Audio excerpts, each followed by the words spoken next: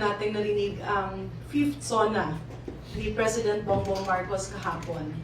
At ako'y nagagalak dahil ito'y nagsentro kung saan ang layunin ay talagang maramdaman ng bawat Maria at Juan de la Cruz ang serbisyo ng gobyerno. Unahin natin dun sa social services, and of course we congratulate Secretary Rex Gatchalian dahil hindi lang siya mabilis sumagot sa mga tawag, mabilis din makarating kapag may kalamidad, at mabilis umaksyon sa tawag ng pangangailangan ng ating sambayan ng Pilipino. Kaya napakalaki na naitulong ng ating Department of Social Welfare and Development. Sa larangan naman ng agrikultura, narinig natin mismo sa ating Pangulo na andun yung kanilang mga hinaing, lalo't-lalo na ang pinakamalaking challenge sa atin ay logistics. Andun yung toll-free, no, sa mga DA-accredited, direct and indirect, directly affected, accredited na mga logistical support.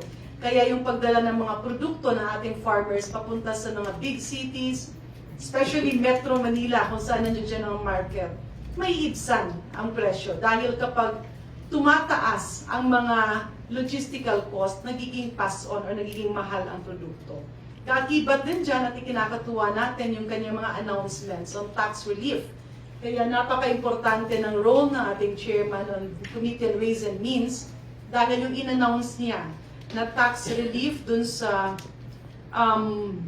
income na 350,000 annually ba? Pasensya yung aking mga sulat na yan.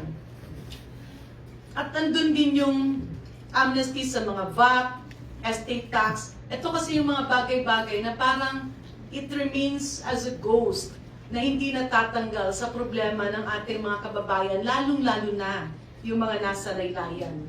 Bilang doktor, ako na may talagang pumapalakpak ng todo nung narinig ko ang kanyang announcement na in-expand yung VAT-exempt medications. Sa pagkakarinig ko, more than 2,000 medicines would be added to the listing. Ito yung matatanggalan ng VAT. So imagine, 2,000 gamot na mawawala ng 12%, so that will actually contribute to the reduction of out-of-pocket expenditures. I also congratulate, of course, Dr. Edwin Mercado at na-recognize nga ng Pangulo ang efforts ng PhilHealth. As the President stated, 4.5 million Filipinos ang naka-avail na ng yakap. Marami pa ang patutunguhan nito at hindi lang yan, ito ay na-coincide na rin sa gamot.